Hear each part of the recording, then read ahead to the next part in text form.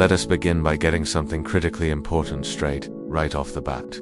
When you hear the word pretending, your instinct, conditioned by a lifetime of social programming, might be to recoil. It is a word that has been saturated with the foul connotations of falsehood, of cheap games, of cynical and predatory manipulation. It conjures visceral images of a charlatan, a con artist, a man weaving a fragile web of lies to ensnare the unsuspecting and the innocent. Our culture has hammered into us the belief that authenticity is synonymous with a radical, unfiltered, and often emotionally incontinent transparency. We are taught that any deviation from this raw, immediate spilling of our inner world is a form of deception. But this, you must understand, is a profound and debilitating misinterpretation of both authenticity and the very nature of human transformation. The pretending I speak of has nothing to do with this shallow brand of deceit. I am not instructing you to lie to women. I am not telling you to invent a fictional backstory, to claim academic laurels or professional achievements you haven't earned, or to construct an entirely separate persona that is fundamentally not you. To engage in such an activity would be to build your house upon the sand. It would be an edifice of cards, exquisitely fragile and destined to collapse under the slightest pressure of a genuine question or a moment of scrutiny. Such a collapse would leave you more exposed, less respected, and more psychologically damaged than when you began. No, the path to power does not run through such flimsy territory. I am telling you to pretend in the same way a master actor, a true craftsman of the human spirit, rehearses for the role he is about to embody on the world stage. When a truly great actor prepares to become a historical figure, a king, a president, a revolutionary, is he lying? Or is he, in fact, engaged in a process so profound it borders on the sacred? It is a process of becoming. He meticulously alters his posture, his gait, his cadence of speech, the very rhythm of his breathing. He immerses himself in the internal monologue of the character. He lives, breathes, and thinks as if he were that person. He doesn't merely don a costume and recite lines from memory. He undertakes a painstaking internal rewiring, forging new neural pathways through sheer discipline and relentless repetition. The pretending is not the final product, it is the crucible of transformation. And at some critical point in this process, the act transcends itself. It becomes second nature. The pretending alchemizes into reality. He is no longer just an actor, playing a king for the duration of that performance. He is the king, channeling an energy and a truth that is palpable to all who witness it. This is the level of discipline and understanding you must bring to this concept. Pretending, when used as a tool for self-mastery in the realm of attraction, is not about deception, it is about becoming.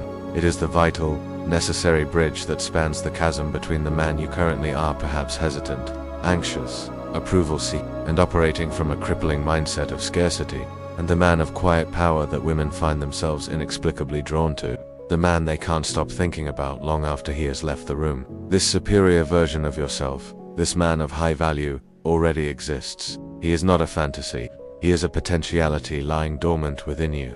The disciplined art of pretending is the craft that calls him forth, that brings that potent potential out of the shadows and into the tangible world. Why is this method so devastatingly effective? Because the universe of female attraction operates on a different frequency than the logical, literal world that men are taught to navigate. When you pretend you are the prize, when you enter a room as if you are a man of immense value, as if you have a life brimming with purpose and fascinating options, as if the approval of any single person in that room is utterly irrelevant to your core sense of self, something miraculous and strange begins to happen. The women in that room begin to believe it too. They believe it not because you have told them to, but because they feel it radiating from you. Women are beings of profound intuition. Their emotional radar is exquisitely sensitive, and they are incredibly suggestible to the subtle frequencies of male energy. They respond to the unspoken feeling a man gives off far more than they respond to the words tumbling from his lips. A man's words can be cheap, hollow, and easily fabricated, but his energy, his presence, his frame, that is the very signature of his soul, the bedrock of his personal reality, and it cannot be successfully faked for any length of time without the kind of deep, disciplined practice we are discussing. A man who carries himself with this rehearsed presence, who acts as if he has a dozen other places he could be, even if his social calendar is barren and he hasn't been on a date in a year, creates a gravitational pull. You do not need to be famous, you do not need to be a millionaire, you do not need to have the physique of a Greek god. But if you meticulously rehearse the state of being like you are unfazed by the chaos around you, unbothered by her validation or lack thereof, and utterly unneedy for her attention, they will begin to register you as valuable on a primal subconscious level. It is a silent, powerful transmission of worth, and when a woman's intuition senses value in a man, she becomes curious. Curiosity, that intoxicating, irresistible spark, is the true genesis of all genuine and lasting attraction. It is the question mark that appears in her mind. Curiosity, when left to simmer, inevitably turns to attraction. Attraction, when nurtured by a sustained sense of mystery and unwavering value, blossoms into a state of preoccupation that borders on obsession. And it all begins with a simple, private, yet powerful decision you make in the quiet of your own mind, to stop acting like a man who needs her to complete his world, and to start pretending, to start rehearsing the role of the man who already is complete, the man who doesn't need her at all, but might, if she proves worthy, choose her. This chapter is your script, your rehearsal studio, your training ground. It is where you will deconstruct the role of the high-value man, where you will come to understand the mechanics of his psychology, and where you will begin the disciplined, transformative process of embodying his frame until it is no longer an act but the very truth of who you are, to truly grasp why pretending is not a cheap trick but a master key to attraction. You must be willing to discard the saccharine, sentimental fluff that has been fed to you by romantic comedies, pop songs, and the Disney-fied version of love. You must be willing to look at the raw, unvarnished code of human interaction, a code written not in the ephemeral ink of modern, politically correct sensibilities, but in the permanent, unchangeable script of our shared evolutionary psychology. For hundreds of thousands of years, a woman's survival, and more importantly, the survival of her potential offspring, depended almost entirely on her ability to select the best possible mate. This was not a game. It was the most important decision she would ever make. This deep, instinctual vetting process is not a conscious, calculating checklist run through in her logical mind. It is a deeply ingrained, powerful, and instantaneous response to a specific set of signals. And the most crucial, overarching signal of them all is the strength and integrity of a man's frame. So, what exactly is this frame? In the simplest terms, your frame is your reality. It is your unique perspective, your default emotional state, and the unspoken set of rules by which you engage with the world and expect the world to engage with you. A man with a strong, solid frame is one whose reality influences and shapes the reality of those around him. He is the cause, not the effect. Conversely, a man with a weak, porous frame is one whose reality is constantly being bent, warped, and ultimately broken by external forces, most notably by the moods, whims, and tests of the very woman he desires. He is perpetually in a state of reaction, never in a state of command. He desperately seeks her approval at every turn. He does not possess his own internally generated approval. His emotional state is a ship without a rudder, tossed about violently on the chaotic seas of her attention, her validation, and her shifting moods. He is, in essence, her emotional plaything. The man with a strong frame, however, is the rudder. He is the captain. He is the stable anchor in the storm. His emotional state is steady, not because he is unfeeling, but because he is anchored to something far deeper and more resilient than fleeting external validation. He is anchored to his own purpose, his own mission, and his own non-negotiables. He leads, not through overt aggression or obnoxious dominance, but through a quiet, unshakable certainty in his own direction. This is the very essence of powerful, attractive masculine energy, and women, on a primal cellular level, are drawn to this like a moth to a flame. A strong frame signals immense survival and replication value. It communicates, on a level that bypasses her conscious thought entirely, a powerful message. This man is a leader. This man is emotionally stable. This man can handle pressure. This man will not crumble in a crisis. This man is safe.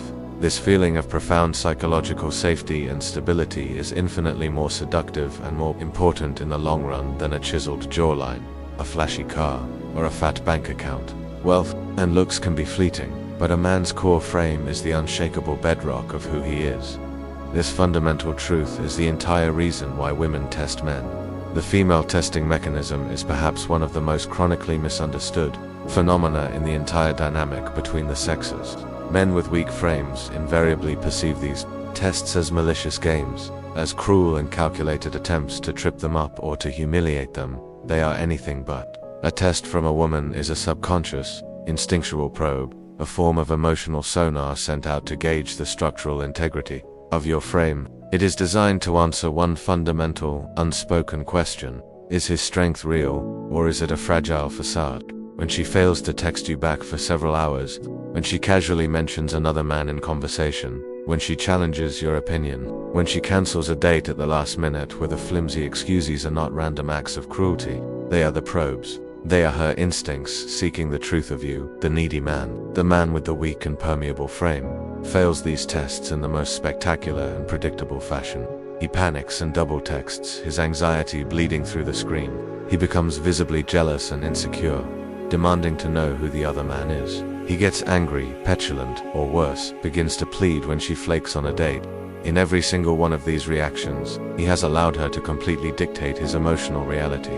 He has, in effect, handed her the keys to his own frame, and, in doing so, has broadcast to her instincts that he is not the stable, confident, reliable leader that she is primarily searching for. He has failed the audition in the most definitive way possible. The man who is pretending, the man who is diligently rehearsing the role of his highest self reacts in a completely different manner. He acts as if he is unbothered. He doesn't immediately notice the delayed text because his attention is consumed by his purpose. He doesn't react with jealousy to the mention of another man because he is rehearsing the mindset of a man who is so secure in his own value that he welcomes competition, knowing he is the ultimate prize. He responds to a cancelled date with a calm, detached indifference because his life is so full of meaningful activity that the absence of one event is of little consequence. He passes the test, not because he is cynically playing a counter game, but because he fundamentally refuses to allow his reality to be broken. And with every test he passes, with every conscious choice to hold his frame,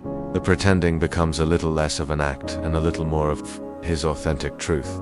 This directly feeds into the intoxicating power of mystery. The human mind abhors a vacuum when information is incomplete. Our brains are hardwired to work overtime, to spin narratives, to fill in the blanks. When a man is a completely known quantity constantly available, oversharing his deepest feelings and insecurities, utterly predictable in his fawning pursuit, there is no vacuum, there is no mystery. He is a solved puzzle, a book read from cover to cover, and the cognitive loop of curiosity slams shut. With it, attraction rapidly fades, but the man with the strong frame, the man who doesn't reveal his entire hand, who maintains a certain alluring emotional distance, becomes an enigma she feels compelled to solve. Why isn't he chasing me like all the others? What is he thinking behind those calm eyes? What could possibly be so important in his life that my attention isn't his absolute top priority? These questions ignite a powerful and persistent cognitive loop in her mind. She begins to invest her most precious resource, her mental and emotional energy, into the project of figuring him out. This very act of investment is the seed from which obsession grows. By pretending to be the man whose life is a compelling mystery, you invite her to become the detective, a role she will embrace and pursue with far more passion and determination than the passive role of being the prize that is being chased at asterisk. In the preceding chapter, we laid the critical, indispensable foundation. We have deconstructed the often misunderstood philosophy of pretending, meticulously reframing it, not as an exercise in deception, but as the disciplined, honorable rehearsal of your highest and most powerful self. You now have a deep, intellectual understanding of the core principles of female attraction that are inextricably rooted in the psychology of a strong, unshakable masculine frame. You also understand the internal as-if mindset that serves as your private rehearsal studio for cultivating an abundance mentality, unwavering emotional discipline, and a profound sense of self-generated validation. But theory without decisive action is nothing more than sophisticated intellectual entertainment. A detailed architectural blueprint for a towering skyscraper is a worthless piece of paper until the first steel beam is driven deep into the bedrock. This chapter is where we break ground. This is the field manual, the playbook for flawless execution. Here, we move from the internal forge of your mind, where you have been shaping your new reality, to the external world of dynamic human interaction. This is the how. It is of paramount importance that you understand that the following tactics and strategies are not simply lines to be memorized, or tricks to be cynically deployed. To view them as such is to miss the entire point of this philosophy and to guarantee your own failure. These are, instead, the practical, real-world applications of the powerful internal state you have been so diligently cultivating. They are the natural physical and verbal expressions of a man who genuinely operates from a core belief that he has options, that he is unfazed by external turbulence, and that a woman's validation is a pleasant, welcome bonus, but never a desperate requirement for his own happiness. Without the deep internal work detailed in Chapter 1, these external actions will feel hollow and dissonant. Your energy will be incongruent, and a woman's highly calibrated intuition, her vibe detector, will sense the fraud in a heartbeat. But when these actions are executed from a place of genuine, rehearsed, and deeply held frame, they cease to be tactics. They become the natural or effortless dynamics of a truly irresistible presence. Before you have uttered a single syllable, you have already communicated a library of information about yourself. It is a well-documented scientific fact that the vast majority of human communication is non-verbal. Your posture, the rhythm of your movements, the quality of your eye contact, and the invisible but palpable energy you project into the space around you, these elements form the silent language of the frame. And women are absolute masters at reading this silent language. While a man might be focused on the literal surface-level words being exchanged, she is reading the subtext. She is analyzing the energy. She is intuiting the unspoken truth that lies beneath the surface of the conversation. Therefore, mastering your sub-communications is the first and most critical step in successfully executing your frame in the real world. Let us first examine the body language of the needy man.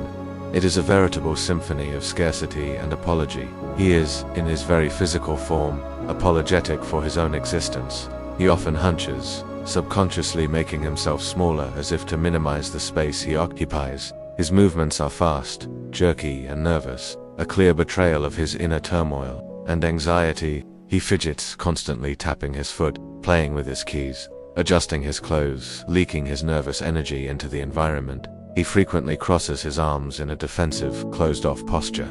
His eyes dart around the room, desperately, seeking signals of approval while simultaneously scanning for potential threats. He is, through his body alone, broadcasting a powerful message of discomfort, low status, and a lack of inner peace.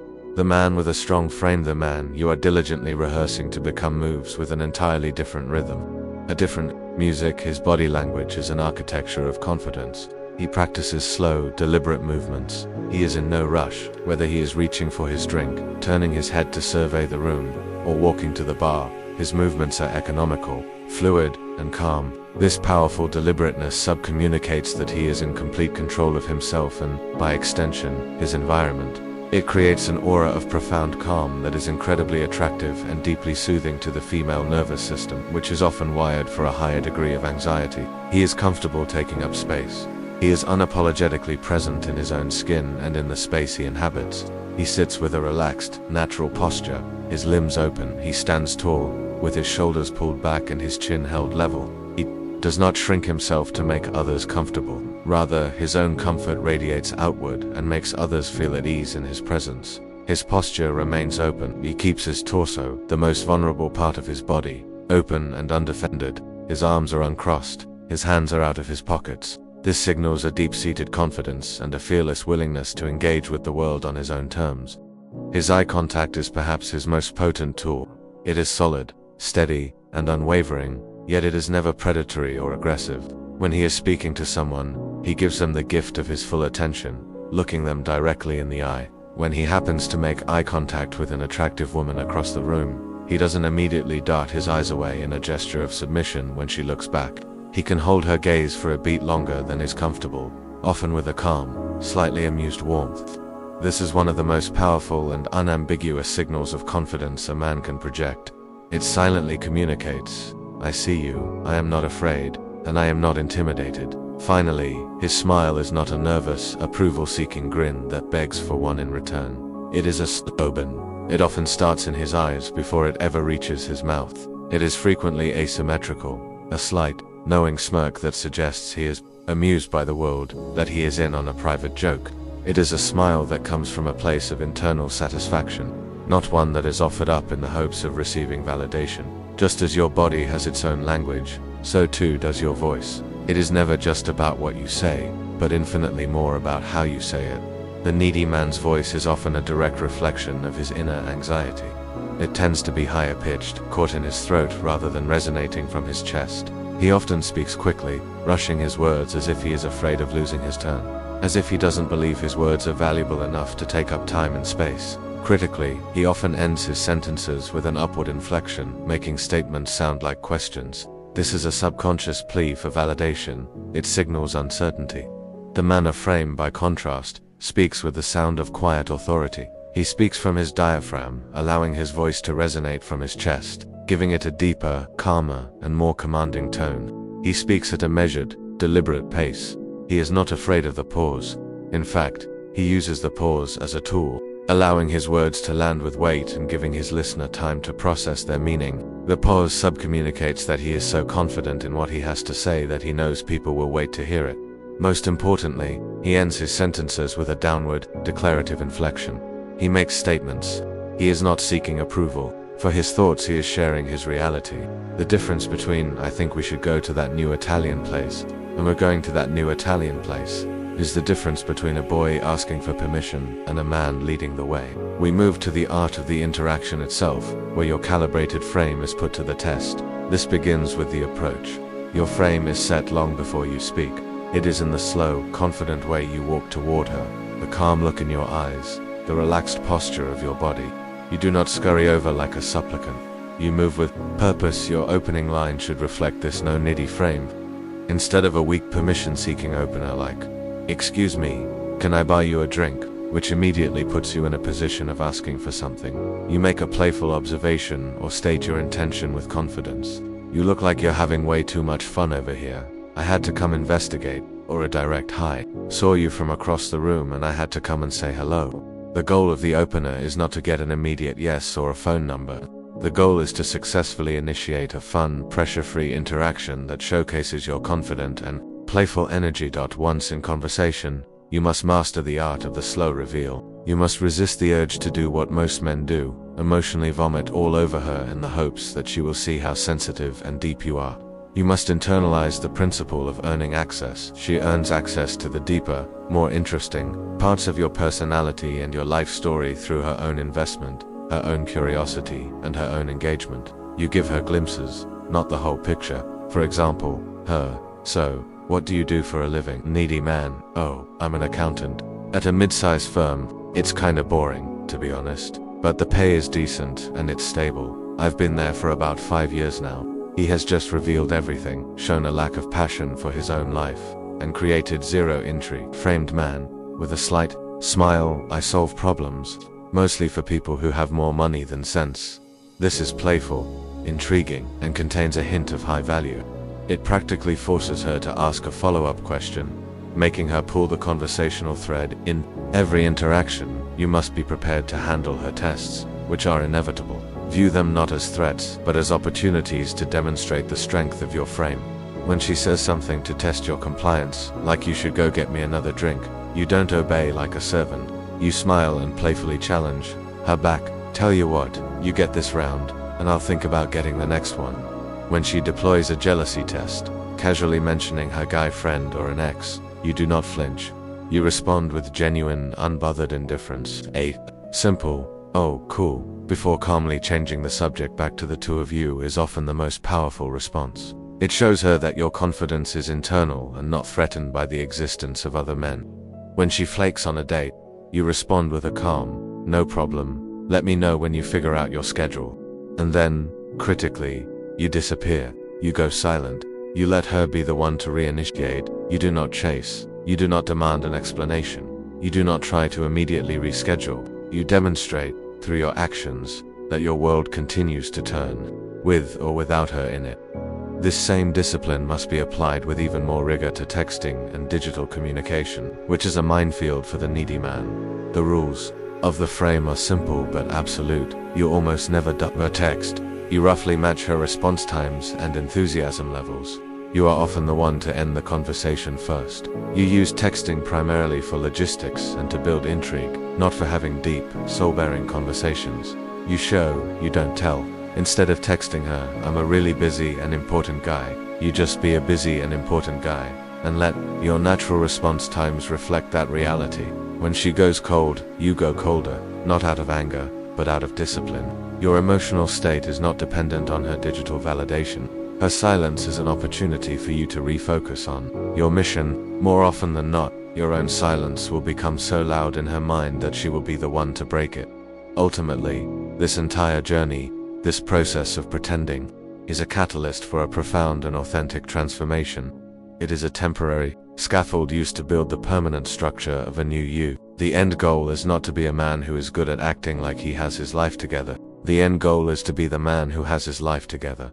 Eventually, you will no longer need to pretend that you have options, because by focusing on your purpose, your health, and your social circle, you will have genuinely built a life rich with options. You will no longer need to pretend to be unbothered by her tests, because your self-worth will have become so solid, so internally generated, that her attempts to shake it will genuinely feel amusing rather than threatening. Final stage is one of complete integration. The man you were so diligently pretending to be is now simply you. Your presence becomes naturally magnetic.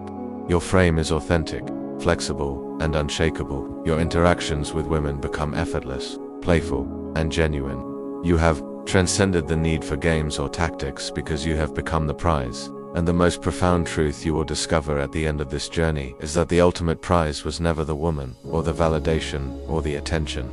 The ultimate prize was the man you were forced to become in the process, the man of discipline, purpose, self-respect, and unbreakable inner peace. A high-quality woman's love and admiration becomes a natural and wonderful byproduct of that journey, not the desperate goal of it. That is the true victory.